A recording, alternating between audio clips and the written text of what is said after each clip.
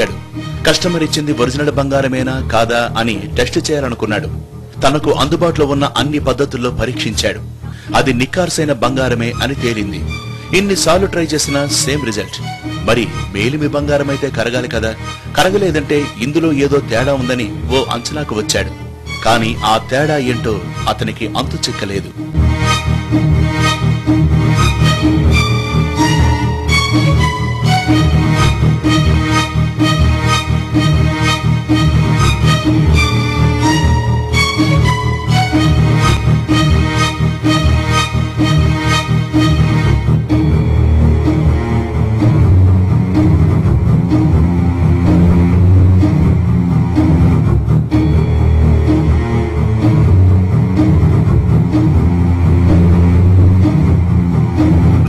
Mystery ఏంటో తేల్చడానికి ఈ gold ముక్కను టెస్టింగ్ కోసం ల్యాబ్కు పంపాడు. అనుమానం కరెక్టే అయింది. ఆ బంగారంలో 10% కల్తీ ఉంది. కల్తీ అంటే ఏ రాగినో ఎత్తడినో కలపలేదు. ఆ 10%లో 9.87% ఇరీడియం కలిసి ఉందని తేలింది. అది కరుగుతుంటే కరగట్లేదు, కరిగిస్తుంటే కరగట్లేదు. అది అట్లా సుంతలాగా ఉండిపోయింది. దానివల్ల అనుమానం వచ్చి దీంట్లో టెస్టింగ్ పెడితే దాంట్లో ఇరీడియం ఉందని తేలింది. దాంట్లో 9.87 ఉందండి. సుమారు వచ్చి 10 గ్రాములంటే సుమారు 17,000 దాకా నష్టం వచ్చింది. బంగారాన్ని కల్తీ చేయడం అనేది కొత్త కాదు. నిజానికి ఏ నగలోనూ 100% ప్యూర్ గోల్డ్ ఉండదు. అంతో ఇంతో కాపర్ కలుపుతారు. ఇది అందరికీ తెలిసిన విషయమే. అయితే కాస్త జాగ్రత్తగా పరిశీలిస్తే రాగి కలిసిన బంగారాన్ని సామాన్యులు సైతం గుర్తుపట్టగలరు. కాపర్ కలిస్తే లైట్ గా బంగారం రంగులో తేడా కనిపిస్తుంది. కాపర్ వల్ల ఆరోగ్యానికి వచ్చే నష్టం లేదు. కానీ ఇరీడియం అలా కాదు. దాని రేడియేషన్ పవర్ ఎక్కువ. సో ఇరీడియం కలిసిన బంగారు నగల్ని ధరిస్తే క్యాన్సర్ వచ్చే అవకాశాలు ఎక్కువని డాక్టర్లు హెచ్చరిస్తున్నారు. ఇరీడియం 192 కనుక పొరపాటున కూడా మిక్స్ అయినట్లయితే మాత్రం దానివల్ల సైడ్ ఎఫెక్ట్స్ అనేది డెర్మటైటిస్, స్కిన్ ప్రాబ్లమ్స్, తర్వాత లాంగ్ టర్మ్ యూసేజ్ ఎక్కువ కాలం 10-15 ఏళ్ళు కనుక దీనికి ఎక్స్పోజ్ అయినట్లయితే ఇరీడియం 192కి దానివల్ల లో డోస్ రేడియేషన్ బాడీలో రావడం వలన క్యాన్సర్స్ అవి వచ్చే అవకాశం, ఎస్పెషల్లీ లుకీమియాస్ లేకపోతే లింఫోమాస్ అనే క్యాన్సర్స్ అలా రావచ్చు. అక్యూట్ గా కనుక దీనికి ఎక్స్పోజ్ అయినట్లయితే ఎక్కువ డోస్ కనుక ఉన్నట్లయితే మాత్రం దానివల్ల సైడ్ ఎఫెక్ట్స్ నాజియా, వామిటింగ్ అలాంటి సైడ్ ఎఫెక్ట్స్ రావచ్చు.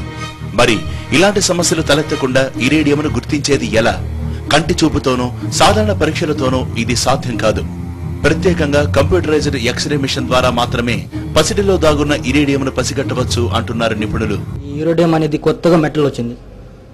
అదేమో ఏమవుతుందంటే మీరు మాన్యువల్ టెస్టింగ్ పెట్టినా కూడా దొరకదు. 99కి 99 చూపిస్తుంది. మీరు బిస్కెట్లో కలిపినా కూడా అది బయట పడదు. నా రిజల్ట్ మాత్రం పక్కగా ఏది ఉన్నా సరే యాస్టిస్ గా బయటపడిపోతుంది. ఇంత ప్రమాదకరమైన ఇరీడియంను బంగారంలో కలపడానికి కారణాలేంటి? కాపర్ సహా మరే ఇతర మెటల్ కలిపినా ఇట్టే తెలిసిపోతుంది. అయితే ఇరీడియంను కలిపినా అది కల్తీ బంగారమని గుర్తించలేదు. ఎన్నిసార్లు టెస్టులు చేసినా అది ప్యూర్ గోల్డ్ అనే రిజల్ట్ వస్తుంది. బిస్కెట్ లో కన్నా నగల్లోనే ఇరీడియం ఎక్కువగా మిక్స్ చేస్తారు. ఇరీడియం చౌకగా దొరుకుతుంది. పైగా దాని పసిగట్టే పరీక్షలు, పరికరాలు మార్కెట్లో అంతగా లేవు. ఇవే అక్రమార్కులకు వరంగా మారుతున్నాయి. తక్కువ ధరకే అని ఆఫర్ ఇస్తూ జ్యువెలరీ షాపులో ఇరీడియంను నింపేస్తున్నారు. బ్రోకర్ల మాటలు నమ్మి వ్యాపారులు సైతం అత్యాశతో అసలుకే ఎసరు తెచ్చుకుంటున్నారు. ఈ వస్తువులు ఎక్కువగా బాంబేలో తయారవుతున్నాయండి. బాంబే నుంచి హోల్సేల్ వ్యాపారస్తులకి చాలా తక్కువలో ఇవ్వడానికి వాళ్ళు మొగ్గు చూపుతున్నారు. మేమందరం కూడా తక్కువగా వస్తుంది, మేము కస్టమర్లు బెనిఫిట్ చేయ ఉద్దేశంతో మేము కూడా కొనాల్సి వస్తుంది కొన్ని సందర్భాల్లో. బంగారంలో ఇరీడియంను కలిపి దొంగదందా చేస్తున్న విషయం ముంబైలో బయటపడింది. గోల్డ్ మార్కెట్ ను షేక్ చేసింది. బంగారాన్ని కల్తీ చేసేందుకు దిగుమతి చేసుకున్న 100 కోట్ల రూపాయలు విలువ చేసే ఇరీడియంను డైరెక్టరేట్ ఆఫ్ ఇంటెలిజెన్స్ అధికారులు చాకచక్యంగా పట్టుకున్నారు.